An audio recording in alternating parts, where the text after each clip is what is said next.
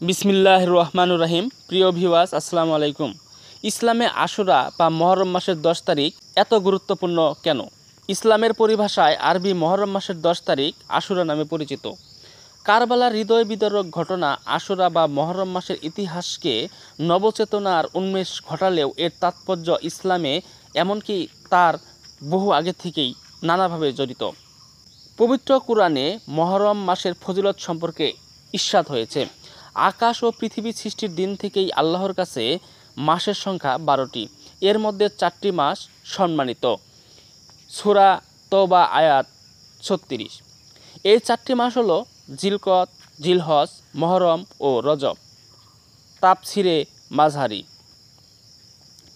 হাদিস শরীফে এ মাসকে শাহরুল্লাহ বা আল্লাহর মাস আখ্যা দেওয়া হয়েছে। হাদিসে এসেছে, রমজানের পর শ্রেষ্ঠ মাস আল্লাহর মাস, যাকে তোমরা মহরম বলে থাকো।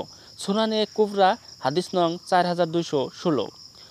মহরম মাসের 10 তারিখ তথা আশুরার দিনে রোজা পালনেও ইসলামে বিশেষ ফজিলতের কথা বর্ণিত হয়েছে।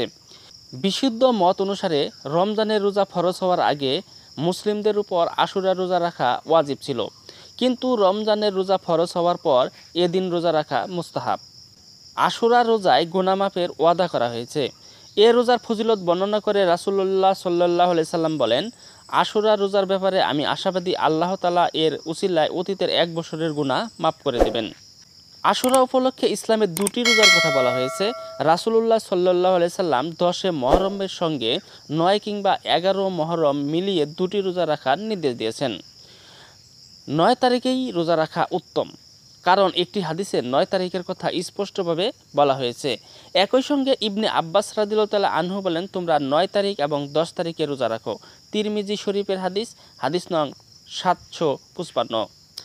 এছাড়াও 10 মহরম বা আশুরা যে কারণে মুসলমানদের কাছে অতি তাৎপর্যপূর্ণ।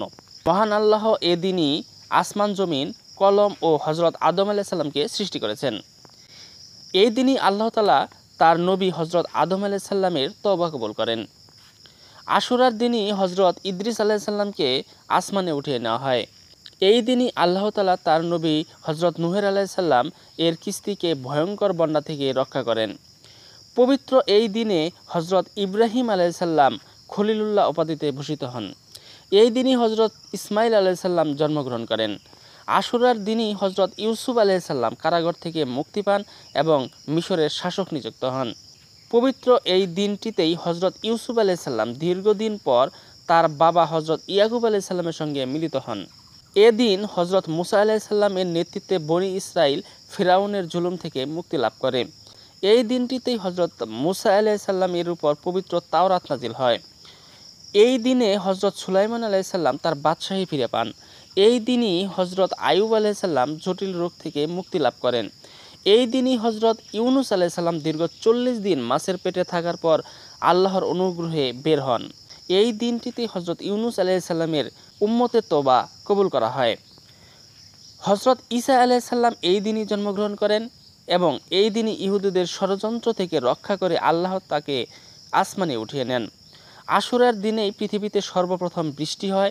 এদিনই মক্কায় কুরাইশরা পবিত্র কাবাঘরে নতুন গিলাপ জড়ায়। পবিত্র আশুরার দিনই মহানবী সাল্লাল্লাহু আলাইহি সাল্লামের সঙ্গে হযরত খাদিজা রাদিয়াল্লাহু তাআলা আনহু এর বিয়ে সম্পন্ন হয়। এই দিনই রাসূলুল্লাহ সাল্লাল্লাহু আলাইহি সাল্লামের দৌহিত্র হযরত হুসাইন রাদিয়াল্লাহু তাআলা আনহু কুফায় শাহাদাত বরণ করেন এবং আশুরার দিনই কিয়ামত তথা মহাপ্রলয় সংঘটিত হবে। এছাড়াও আরও অনেক ঘটনা রয়েছে যে ঘটনাগুলোকে 10 মহরম তথা আশুরাকে তাৎপর্যপূর্ণ করে রেখেছে। এরকম আরও ভিডিও পেতে আমার চ্যানেলটি সাবস্ক্রাইব করে চ্যানেলের পাশেই থাকবেন। দেখা হবে পরের ভিডিওতে নতুন কোনো টপিকস নিয়ে। সে পর্যন্ত সবাই ভালো থাকবেন, সুস্থ থাকবেন। আল্লাহ হাফেজ।